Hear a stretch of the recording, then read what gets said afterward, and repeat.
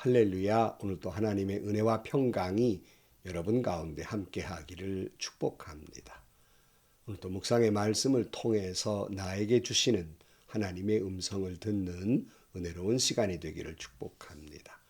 이 시간 하나님께서 우리에게 허락해 주신 말씀은 요한복음 7장 53절에서 8장 11절 말씀입니다. 그리고 그들은 제각기 집으로 돌아갔다.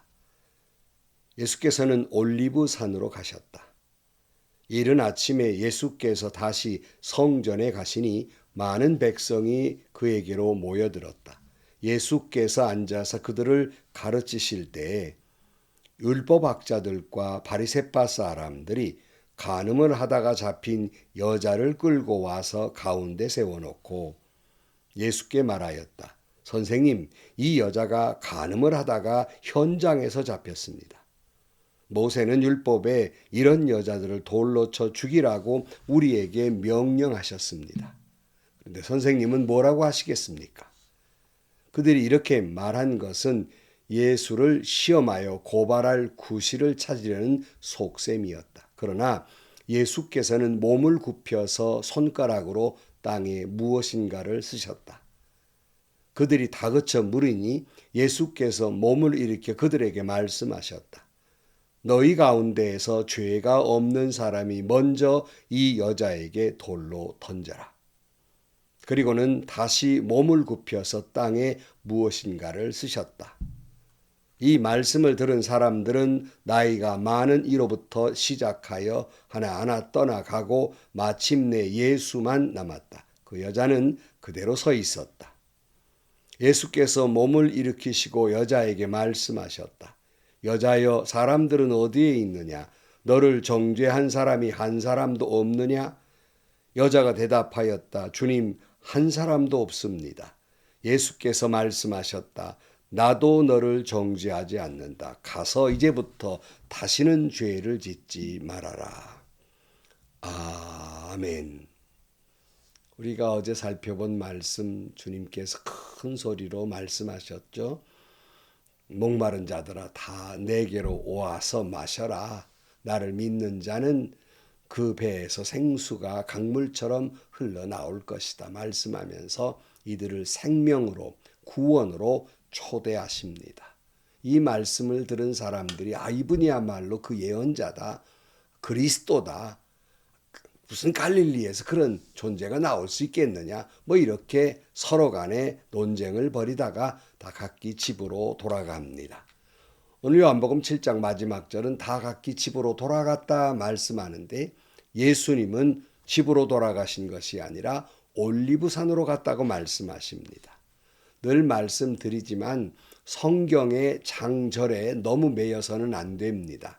성경의 장절은 본래부터 있었던 것이 아니라 인쇄업자들이 우리가 성경을 잘 찾을 수 있도록 구분하기 위해서 장절을 정해놓은 것뿐입니다.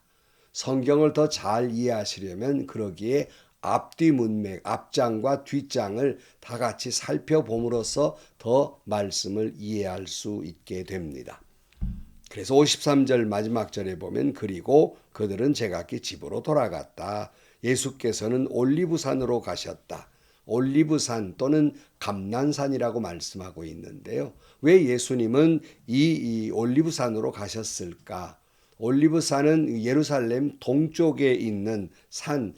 글쎄 우리들이 말하는 그런 큰 산이라고 말하기는 좀 그렇고요. 또 동산이라고 말하기는 좀 그런 약 한 해발 800m쯤 되는 그런 작은 산에 속한 곳입니다. 사람들이 다 집으로 돌아갔는데 예수님이 올리브산으로 가신 것은 평소에 예수님께서 예루살렘에 오실 때마다 이 감난산을 자주 들르셨습니다. 거기에서 기도하시고 묵상하시고 마음을 정돈하시고 하나님과 깊은 만남의 시간을 자주 하셨던 장소였습니다. 가끔 저는 오늘 한국 교회 안이 너무 좀 소란스럽다 하는 느낌을 가질 때가 있어요. 달리 말하면 좀 고요한 시간을 가질 장소가 마땅치 않을 때가 있습니다. 그래서 저는 가끔 이제 기도원에 들릴 때는 집회 기간 중인 기도원이 아니라 집회가 없는 사람이 많지 않는 고요한 그런 기도원에 찾아가서 하나님과 단독자로 혼자 앉아서 고요하게 찬송 부르고 말씀 묵상하고 기도하고 하나님과 깊은 그런 만남의 시간, 대화의 시간이라 할까요? 그런 묵상의 시간을 갖곤 합니다. 그렇다고 해서 무엇이 옳다, 무엇이 그르다고 말하는 건 옳지 않습니다. 사람마다 주님과 가까이 나아가는 방법이 다를 뿐인 것입니다.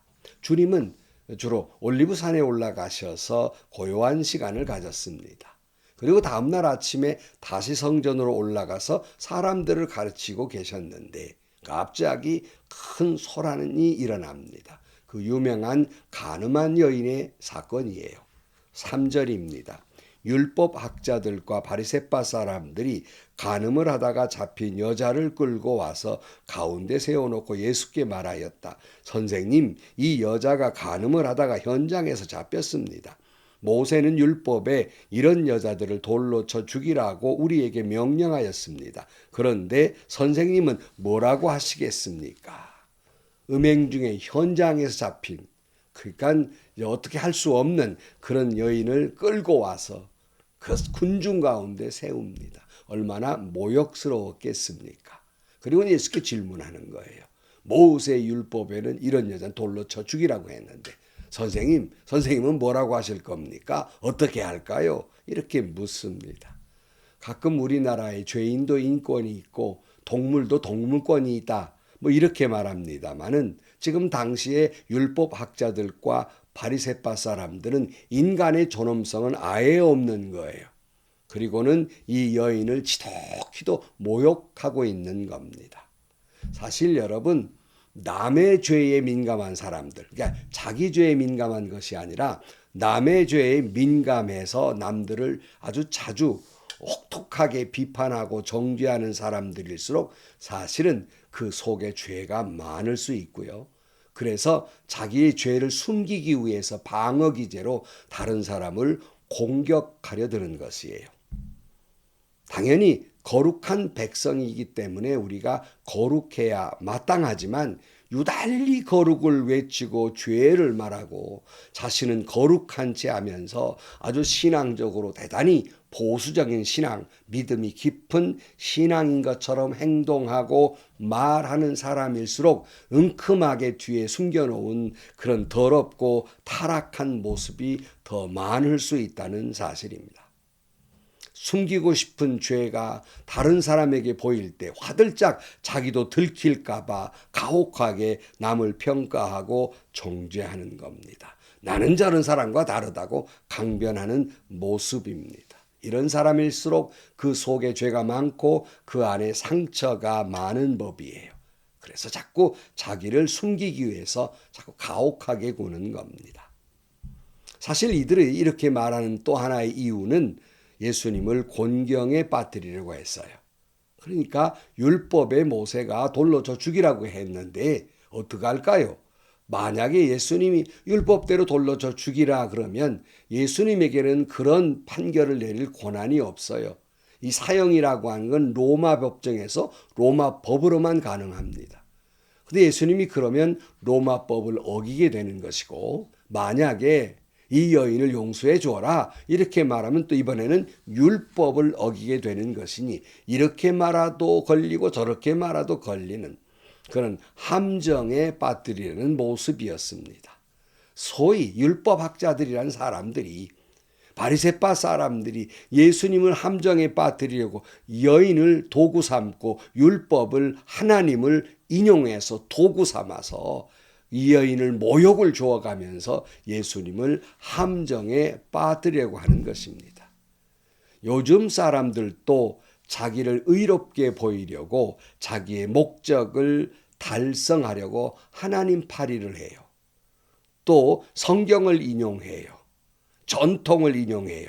그리고는 다른 사람을 판단하고 정죄합니다.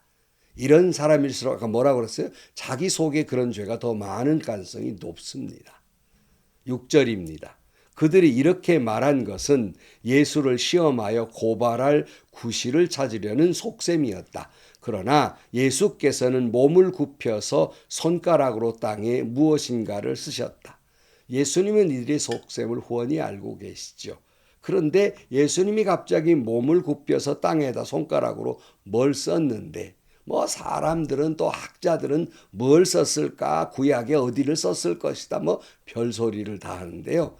다시 말씀드리지만 성경이 말하지 않으면 몰라도 됩니다. 아는 사람 없는 거예요. 무슨 말씀을 썼는지 예수님만 압니다. 다만 그 목적이 무엇인가는 우리가 생각해 볼 수 있어요.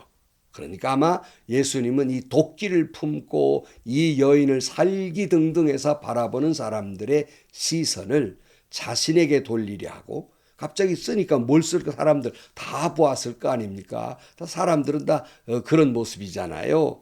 그리고는 그들의 격앙된 심정과 시선과 감정을 잠시 예수님이 뭔가 씀으로써 그들을 이제 그 감정을 누그러뜨리고 시선을 그 여인에게서 자신에게로 돌리고 있는 겁니다. 그리고 그 시선을 이제는 그들 자신에게 돌리는 유명한 말씀을 하시고 계시죠. 7절입니다.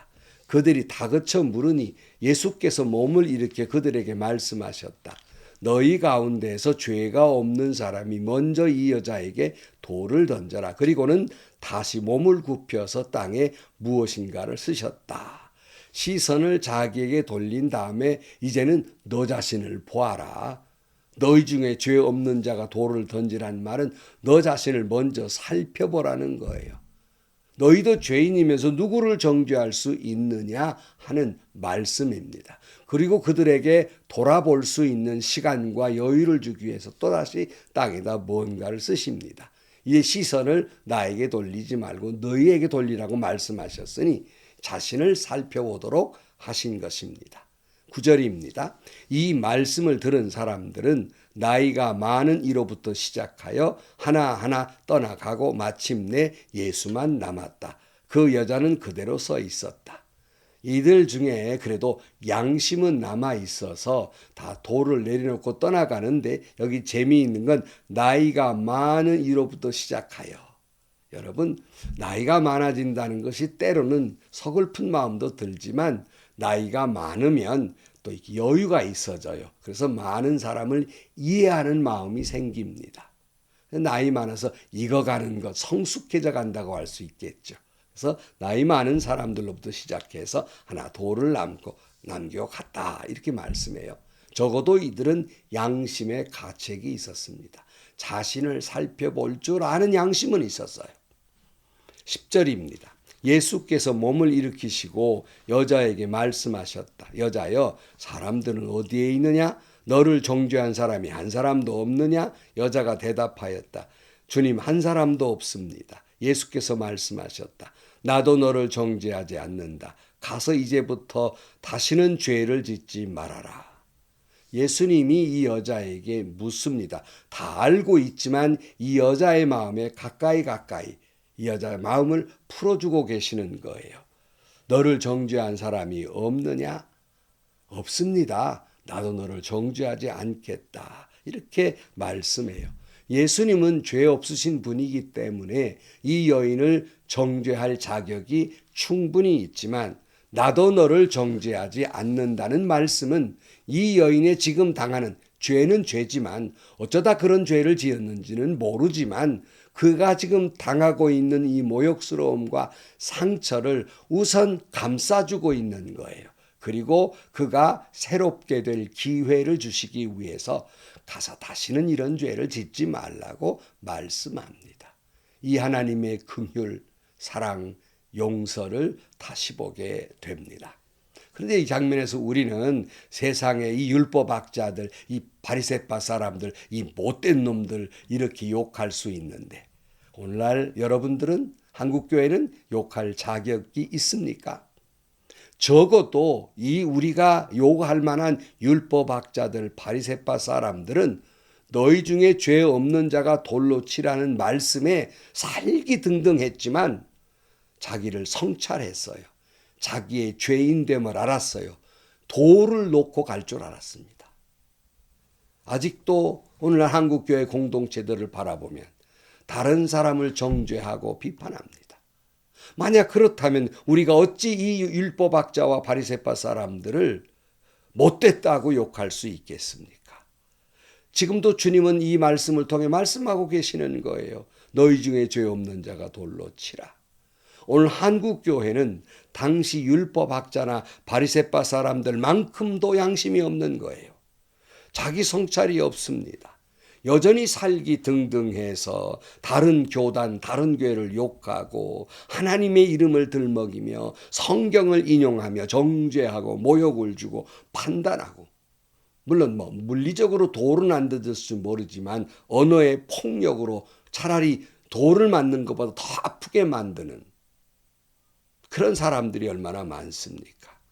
주님이 토하고 싶다는 바리새파 사람들보다 무엇이 더 거룩합니까? 그들은 적어도 다시 말씀드리지만 양심의 가책을 느끼고 죄인이라고 하는 걸 깨닫고 돌은 놓아둘 줄 알았습니다. 바라기는 한국교회가, 여러분의 믿음의 공동체가 이 주님의 긍휼을 회복하기를 축복합니다. 사랑과 용서가 회복되기를 축복합니다. 적어도 죄 없는 자가 돌로 치라는 말씀에 그 돌을 놓을 줄 아는 양심이 회복되기를 바랍니다. 오늘 주님 다시 말씀드립니다. 너희 중에 죄 없는 자가 돌로 치라. 한국교회가 적어도 바리새파 사람들처럼 돌은 내려놓을 줄 아는 양심이 회복되었으면 하는 간절한 바람을 가져봅니다. 기도하시겠습니다. 하나님 아버지, 우리가 이 가늠한 여인의 모습을 보면서 우리를 자신을 되돌아보게 하시고, 우리가 어찌 이 가늠한 여인에게 손가락질할 수 있으며, 우리가 어찌 이를 돌로 쳐 죽이라고 외쳤던 율법학자들, 바리새파 사람들을 비난할 수가 있겠습니까? 우리 안에 다시 한번 주의 성령이 역사해 주셔서 너희 중에 죄 없는 자가 돌로 치라는 말씀에 양심의 가책을 받고 비난의 손가락질하던 저희들이, 입에 거품을 물고 정죄하던 저희들이 다시 한번 이 돌을 내려놓을 줄 아는 양심이 회복되게 하여 주옵소서. 예수님의 이름으로 기도하옵나이다. 아멘. 오래전에 어떤 목사님이 제게 전화를 거셨어요. 목사님 용서해 주세요. 제가 잘못했어요. 그러시는 거예요. 물론 그분은 경찰서에 갈 정도로 분명히 잘못을 하셨습니다. 그러나 제가 이렇게 말씀드렸어요. 목사님이나 나나 주님 앞에 죄인인데 내가 어찌 목사님을 용서하고 말고 할 자격이 있겠습니까? 그래서 조용히 목회 잘하고 계십시오. 이렇게 말씀드린 적이 있습니다. 우리 서로 죄인입니다. 누가 누구를 정죄한다는 말입니까? 여기 적어도 율법학자들, 바리새파 사람들, 당시의 군중들만큼이라도 한국교회 리더들이, 목사, 장로, 성도들이 양심이라도 회복되었으면 좋겠습니다. 그저 살기 어린 눈길이 주님의 눈으로 봄볕처럼 부드러워지고, 거품 물고 말했던 그 입술이 사랑을 말하고, 돌을 던졌던 그 손이 조용히 돌을 내려놓고 자기의 죄인됨을 고백하는 한국교회, 그리고 여러분들이 되시기를 축복합니다. 행복하시고요. 좋은 일이 가득한 하루가 되시기를 주님의 이름으로 간절히 축원합니다.